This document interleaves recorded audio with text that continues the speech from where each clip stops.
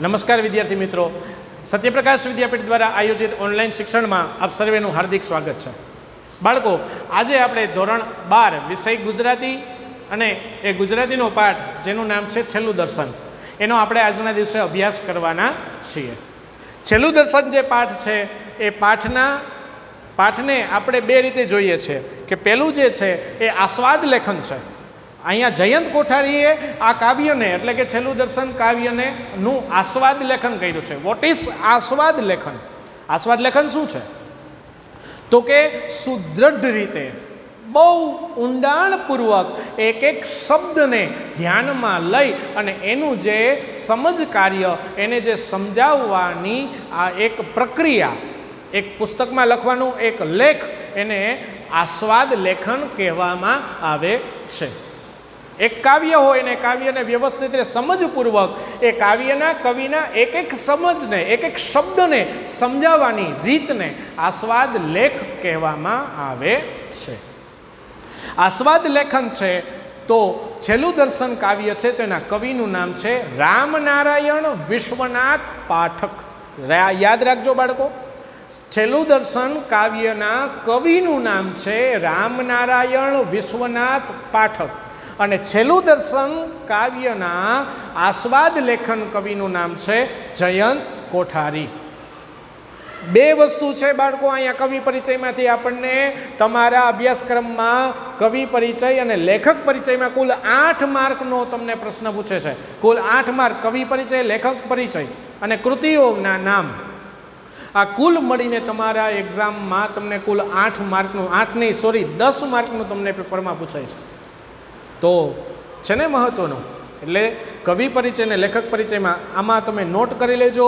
છેલ્લું દર્શન કાવ્યના કવિ બરાબર કરી અને લખજો રામનારાયણ વિશ્વનાથ પાઠક.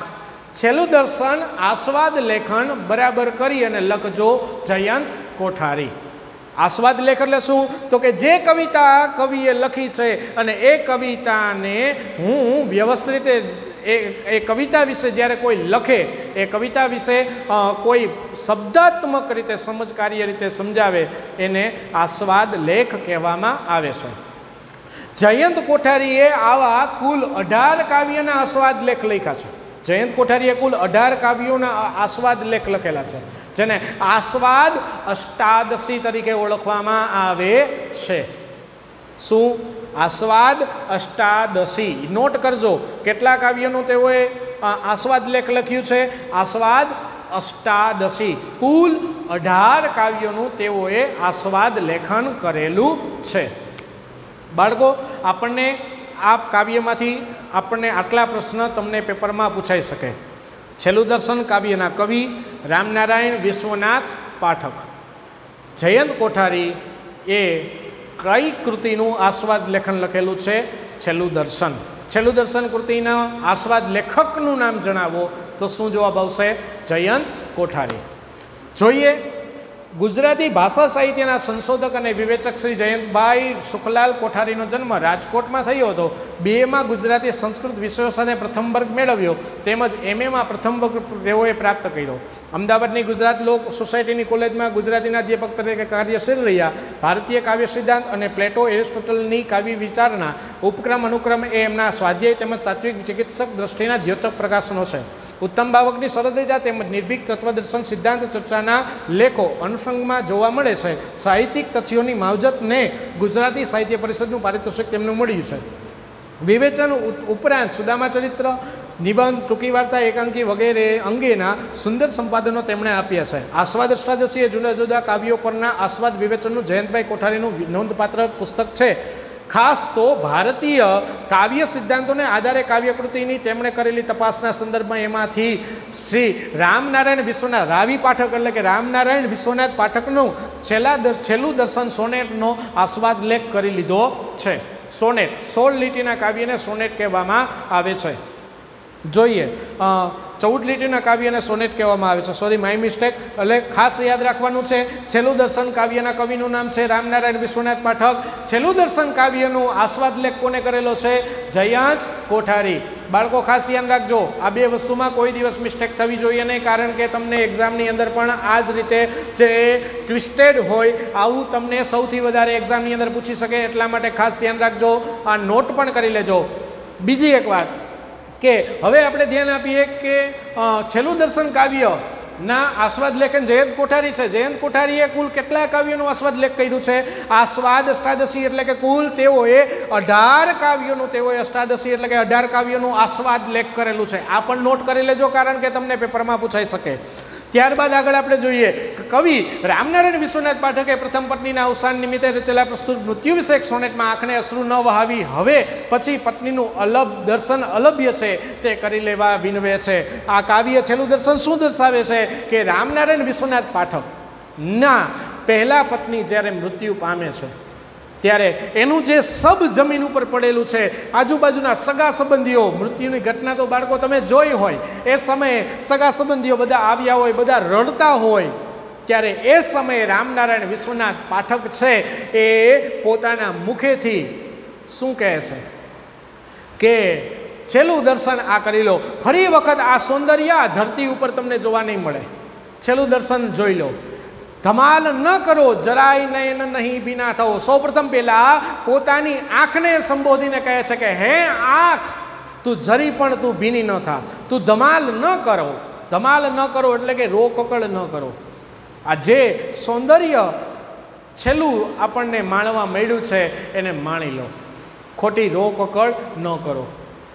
હે નયનવારી થંભો જરા, હે આંખના આંસુઓ તમે ઊભા રહી જાઓ. કારણ કે તમે આંખમાંથી આવો છો એટલે મારી આંખ બંધ થઈ જાય છે, હું છેલ્લું દર્શન કરી શકતો નથી. સમજાણું બાળકો? એની પત્નીના સૌંદર્યતાની વાત આ પાઠમાં કરવામાં આવેલી છે.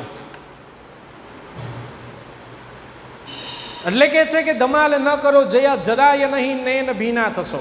આગળ આપણે જોઈએ કાવ્યનો આપણે પરિચય પ્રાપ્ત કરીએ કે ધમાલ ન કરો જરાય નહીં નયન ભીના થશો, ઘડી બ ઘડી જે મળી નયનવારી થંભો જરા. ધમાલ ન કરો, જરા પણ રોકકડ ન કરો.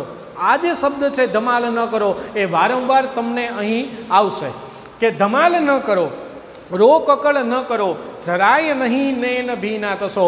હે નયન, તમે જરા પણ તમે ભીના ન થશો. ઘડી બ ઘડી જે મળી નયનવારી થંભો જરા. હે આંખના આંસુઓ બે ઘડી આપણને મળી છે, માટે તમે થંભો, માટે તમે ઊભા રહી જાઓ. કારણ કે તમે આંખમાં આવો છો તો મને છેલ્લું દર્શન થતું નથી. હે નયનવારી, હે આંખના આંસુઓ બે ઘડી મળી છે તો તમે જરીક વાર થંભો, ઊભા રહી જાઓ. એટલે છેલ્લું દર્શન એટલે કે છે કે પછી તો એને સ્મશાને લઈ જશે, એને આગ આપી દેવામાં આવશે, મૃત્યુ થઈ જશે. પછી આ દ્રશ્ય, પછી આ સદેહે એ જોવા નહીં મળે. એટલા માટે સૌપ્રથમ પહેલાં તો પોતાની આંખને કહે છે કે હે નયન, તમે જરા પણ ભીના ન થશો. ધમાલ ન કરો, રોકકળ ન કરો, રડો નહીં, બે ઘડી જે મળી છે એને તમે માણી લો.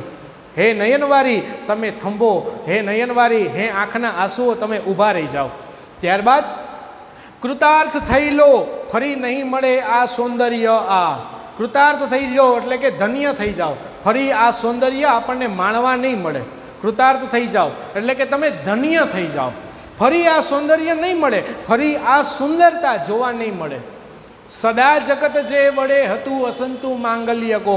એ સૌંદર્ય એવું હતું કે આખું જગત એ સૌંદર્યથી, એ સુંદરતાની મંગળતાથી ખુશ હતું. હસંતું હતું એટલે કે ખુશ હતું. એ પોતાની દુનિયાની વાત કરે છે, પોતાની જિંદગીની વાત કરે છે કે શું કહે છે કે સદા જગત જે વડે હતું હસંતું માંગલ્ય કો. હે એ સૌંદર્ય, આ સૌંદર્ય એવું છે કે આ સૌંદર્યથી સદા જગત, આખું જગત, આખું વિશ્વ હસંતું માંગલ્ય કો. એ સૌંદર્યતાની મંગળતાથી, એ સૌંદર્યતાની શુભતાથી આખું જગત હસંતું એટલે કે ખુશ રહેતું. નેક્સ્ટ, ધમાલ ન કરો ધરો બધી સમૃદ્ધિ માંગલ્યની. જરા પણ રોકકળ ન કરો. જે મંગળતાની જે સમૃદ્ધિ છે, મંગળતાની જે વસ્તુઓ છે એ વસ્તુઓને તમે ગ્રહણ કરો. જરા પણ રોકકળ ન કરો. જે મંગળતાની સમૃદ્ધિ છે, મંગળતાની વસ્તુઓ છે, એ વસ્તુઓને એકઠી કરી લો. ધરો અગરું, દીપ, ચંદન, ગુલાલ અને કંકુ. એની જે છેલ્લી ઘડી છે એટલા માટે તેને અગર ધરો. અગર એટલે કે સુગંધિત ધૂપ ધરો. દીપ એને દીપક અર્પણ કરો. ચંદન એને છાંટો, ગુલાલ છાંટો અને કુમકુમ છાંટો. એને અર્પણ કરો. કોને? તો કે એની પત્નીની વાત, એ સબની વાત કરે છે કે બીજું રોકકળ ન કરો, એને અર્પણ કરો. એને અગરવું એટલે કે અગરબત્તી કરો, દીપ કરો, ચંદન કરો, ગુલાલ ધરો અને કુમકુમ છાંટો. ધરો કુસુમ શ્રીફળ. કુસુમ એટલે કે એને ફૂલ અર્પણ કરો, શ્રીફળ અર્પણ કરો. ન ફરી જીવને આથવો. ફરી વખત આ બધી વસ્તુ આ જીવને પ્રાપ્ત થશે નહીં. પછી સુયોગ અણમૂલ સુંદર સુહાગી અમૂલ્ય કો. આ એક સુયોગ અમૂલ્ય, આ સુહાગીનો સુંદર મંગળકારી સમય છે.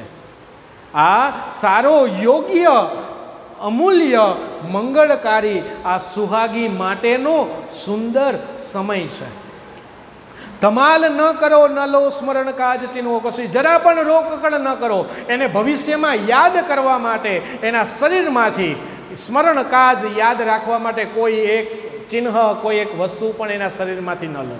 કોઈ મૃત્યુ પામે ત્યારે સગાવાલા સંબંધીઓ એને ભવિષ્યમાં યાદ રાખવા માટે એના શરીરમાંથી, ધારો કે હાથમાં વીંટીઓ પહેરી હોય તો વીંટી લે યાદ રાખવા માટે, ગળામાં માળા પહેરી હોય તો માળા યાદ રાખવા માટે લે. એટલા માટે કહે છે કે એના શરીરમાંથી એક પણ ચિહ્નો ભવિષ્યમાં યાદ રાખવા માટે, એને યાદ કરવા માટે એક પણ ચિહ્નો, એક પણ વસ્તુ ન લો. રહ્યું વિકસતું જ અંત સુધી જે સૌંદર્ય તે. અને એનું સૌંદર્ય એવું છે કે શરૂઆતથી લઈ અને અંત સુધી એ સુંદરતા વિકાસ પામી રહી છે. અને એના શરીરમાંથી જ્યારે કોઈ વસ્તુ ભવિષ્યમાં યાદ કરવા માટે જ્યારે લેવામાં આવે તો એની જે વિકાસ પામતી જે સુંદરતા છે એ સુંદરતા ખંડિત થાય. એટલા માટે ના પાડે છે. રહ્યું વિકસતું જ અંત સુધી જે સૌંદર્ય તે. એનું જે સુંદરતા જે છે એ શરૂઆતથી લઈ અંત સુધી વિકાસ પામતી છે. તે અખંડ જ ભલે રહ્યું, તે સુંદરતા ભલે અખંડ જ રહી. હૃદય સ્થાન તેનું હવે ન સ્મરણવા ન કો સ્વજન એ કદી પુરશે. એનું જે હૃદયમાં સ્થાન છે, એને પત્નીનું સંબોધીને કહે છે, એનું હવે જે હૃદય સ્થાન છે, એનું જે મારા હૃદયમાં સ્થાન છે, એ ભવિષ્યમાં એની યાદ અથવા તો મારો કોઈ સ્વજન પૂરી શકશે નહીં. એનું જે મારા હૃદયમાં સ્થાન છે એ મારું એની ભવિષ્યની યાદ અથવા તો મારો કોઈ સ્વજન કોઈ દિવસ પૂરી શકશે નહીં. મળ્યા તુજ સમીપ અગ્નિ તુજ પાસ જુદા થઈએ. આ છેલ્લી બહુ મસ્ત વાત કરેલી. અગ્નિને સંબોધીને કવિ કહે છે કે હે અગ્નિ તુજ પાસ મળ્યા, અને હે અગ્નિ આજ તુજ પાસ, તારી પાસેથી જ અમે જુદા થયા. અગ્નિને સંબોધીને કહે છે કે હે અગ્નિ તુજ સમીપ મળ્યા, તારી પાસે અમે મળ્યા. એટલે કે ચોરીના 4 ફેરા એ અગ્નિની સાક્ષીએ ફેર્યા. અને છેલ્લે સ્મશાને એની પત્નીને જ્યારે બાળવામાં આવે છે તો એ પણ અગ્નિ છે. એટલે અગ્નિને સંબોધીને કહે છે કે હે અગ્નિ તું જ સમીપ મળ્યા, તારી પાસે અમે મળ્યા. તું જ પાસ જુદા થઈએ, તારી પાસેથી જ અમે જુદા થયા. એ અગ્નિ તારી પાસેથી અમે મળ્યા અને તારી પાસેથી જ અમે જુદા થયા. કહે અધિક ભવ્ય મંગલ નથી એ શું એ સુંદરી. એ સુંદરી, હવે તું મને કહે કે આનાથી વિશેષ કોઈ મંગળકારી કોઈ હોઈ શકે નહીં. આખા કાવ્યમાં સૌથી છેલ્લે એક શબ્દ મૂક્યો સુંદરી.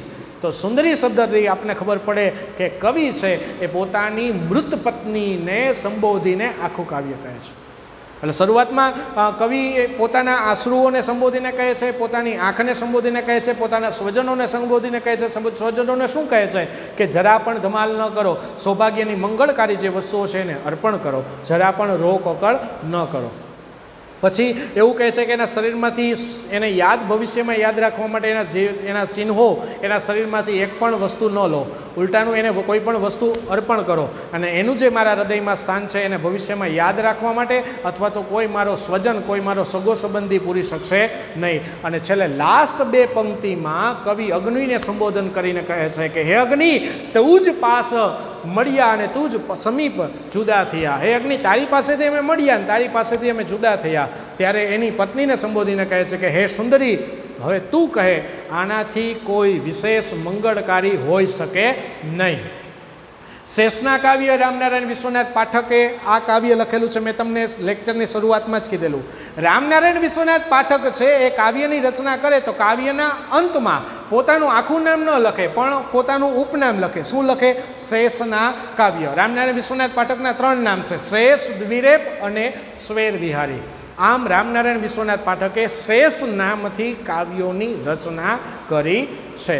તો બાળકો, આજના લેક્ચરમાં આટલું. ફરી વખત આપણે નેક્સ્ટ લેક્ચરમાં આપણે મળીશું. ત્યાં સુધી બધાને જય હિન્દ, જય ભારત.